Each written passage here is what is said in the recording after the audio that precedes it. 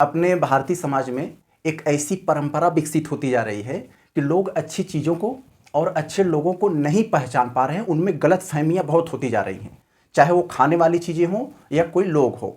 हर एक आदमी देखिए आप लोग वही चीज़ पसंद करता है, नमकीन चीज़ें, मीठी चीज़ें, चटकदार चीज़ें, मसालेदार चीज़ें, वही वो खाना पसंद करता है, वही देखना और वही सुनना। आपको मैं एक छोटा सा उदाहरण बताऊं मेरे भाई, हमारे ही जौनपुर ज़िले के, अब तो फिलहाल मैं जौनपुर में नहीं रहता हूं, जब से यहाँ अपना तैयारी करने आया यहीं रह गया। तो हमारे ही जौनपुर ज़िले के एक बाहुबली नेता एवं पूर्व सांसद धनंजय सिंह, अभी वो एक इंजीनियर अपहरण केस के मामले में वो गिरफ्तार हुए और उनको 7 साल की सज़ा हो गई। इसको लेकर तमाम मीडिया वाले, यूट्यूब वाले, तरह तरह के लोग इतनी ज़्यादा मतलब अवधारणाएं, किस्सा, कहानियाँ विकसित कर लिए हैं। अभी मैं सुन रहा था एक लोगों को, लोग कह रहे थे कि योगी जी पहले यादवों को निपटाए, यादव माफिया को, फिर मुसलमान माफिया को निपटाए, अब ठाकुर माफिया की बारी है। कुछ लोग कह रहे हैं धनंजय सिंह का योगी जी ने कैरियर ख़त्म कर दिया, अब वो कभी अपने चुनाव नहीं लड़ सकते, अपने जीवन में उनका कैरियर बर्बाद हो गया। तो ये सब चीज़ें लोग सुनना पसंद कर रहे हैं, यही चीज़ें उनको परोसा जा रहा है। अगर मैं अच्छी चीज़ें आपको बताऊं कि हाँ, कब कोई माफिया जो है जेल में बंद रहता है, चुनाव लड़ता है, चुनाव जीत भी जाता है, और कब क्या होता है कि कोई माफिया जेल में बंद हो जाता है तो चुनाव भी नहीं लड़ पाता। अगर वो पहले से ही संसद या विधानमंडल का सदस्य रहता है तो उसका भी सदस्यता भी निरस्त हो जाती है, तो लोग इसको कम फेवर देंगे। लेकिन आप 2 मिनट समय दीजिए, मैं आपको बहुत ही ज्ञान की बात बता रहा हूँ, बहुत ही अच्छी चीज़ बता रहा हूँ कि कब जिस तरह से हमारा संविधान है, हमारे संविधान में एक जिस तरह से नियम बनाए गए हैं कि देश कैसे चलाया जाएगा, देश के संवैधानिक पदों पर कौन बैठेगा, कैसे बैठेगा, कितना समय तक बैठेगा, ये सब चीज़ें का उल्लेख किया गया है। जिस तरह से भारतीय दंड संहिता में लिखा गया है, नियम बनाया गया है किस अपराध के लिए कौन सी सजा दी जाएगी, बिल्कुल इसी तरह से मेरे भाई चुनावों से संबंधित जो नियम कानून है वो बनाया गया है। जनप्रतिनिधित्व अधिनियम 1950 में बनाया गया था, जिसे इंग्लिश में कहते हैं रिप्रेजेंटेटिव ऑफ पीपुल एक्ट। तो साथियों, यह एक नियम है जो चुनाव संबंधित प्रक्रिया, पूरे चुनाव मामले को में नियम कानून है। तो मेरे भाई, जब यह कानून बना जनप्रतिनिधित्व अधिनियम 1950 में, तब ऐसी परंपरा थी कि अगर कोई भी किसी को भी जेल हो जाता था तो जेल में रहते हुए चुनाव लड़ सकता था। और बहुत से अपने यूपी से लेकर महाराष्ट्र तक तमाम स्टेट में देखेंगे कि बहुत से ऐसे माफिया हैं जो जेल में रहते हुए चुनाव लड़े और जीत भी गए, और जीतने के बल पर वो जेल से छूट भी गए। तो आप लोगों ने देखा होगा। तो पहले ऐसे ही परंपरा थी कि वो किसी को भी जेल हो जाएगी, वो वोट नहीं दे सकता, लेकिन जेल में बंद रहते हुए चुनाव लड़ सकता है। तो साथियों, इसी में एक नियम है कि अगर कोई वही व्यक्ति जो है चुनाव लड़ सकता है जिसकी वोटर लिस्ट में नाम हो। इसका मतलब आप मतदाता रहेंगे तभी जो है चुनाव लड़ सकते हैं। तो इसमें हुआ क्या, एक जन चौकीदार संस्था ने, जन चौकीदार नाम की एक संस्था थी, उन्होंने पटना हाई कोर्ट में इसका विरोध किया। कहा कि भैया, जब ये नियम है कि जो मतदाता है वही जो है चुनाव लड़ सकता है, तो अगर किसी व्यक्ति को जेल हो गई या जेल में बंद है या पुलिस कस्टडी में है, तो इसका मतलब वह वोट नहीं दे सकता। इसका मतलब ये हुआ कि वह मतदाता नहीं है, तो वो उसको चुनाव भी नहीं लड़ना चाहिए। तो पटना हाई कोर्ट ने इस बात को सुना, कहा कि हाँ भैया, बात तो सही है। जब वो मतदाता नहीं है, यानी ये नियम है कि वही चुनाव लड़ेगा जो मतदाता होगा। अब वो जेल में बंद हो गया, मतदाता नहीं है, तो वो कैसे चुनाव लड़ेगा। तो पटना हाई कोर्ट ने इसको सही ठहराया, कहा कि हाँ, जिसको भी जेल हो जाएगा वो मतदाता नहीं है और वह जो है चुनाव भी नहीं लड़ सकता। तो ये हुआ।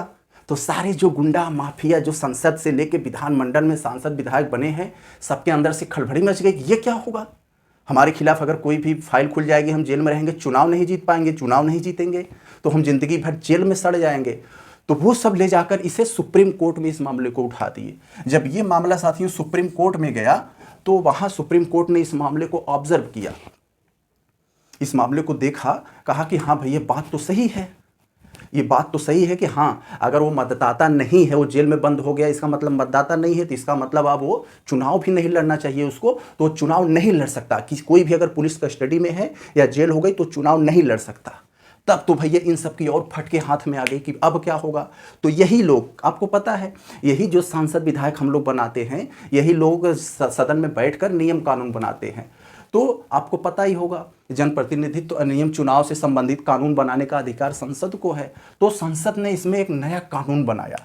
नया कानून क्या था साथियों, इसमें ध्यान दीजिएगा, बहुत ही बढ़िया से सुनिएगा कि उन्होंने कहा अगर किसी भी व्यक्ति को 2 साल से कम, 2 वर्ष से कम अगर सजा होती है तो वह पुलिस कस्टडी में हो चाहे जेल में हो चुनाव लड़ सकता है। भले से वोट नहीं दे सकता लेकिन वो चुनाव लड़ सकता है और उसमें काबिलियत होगी तो चुनाव जीत लेगा। एक तो उन्होंने ये कहा 2 साल से कम सजा वालों के लिए। फिर उन्होंने और इसमें दूसरा कानून यह था कि किसी व्यक्ति को अगर 2 साल से अधिक की सजा हो जाती है तो वो 2 साल वो प्लस 6 साल और मिलाकर उतने दिन तक वह चुनाव नहीं लड़ सकता। इसके साथ यदि वो पहले से किसी भी सदन का सदस्य है तो उसकी सदस्यता भी निरस्त की जाएगी।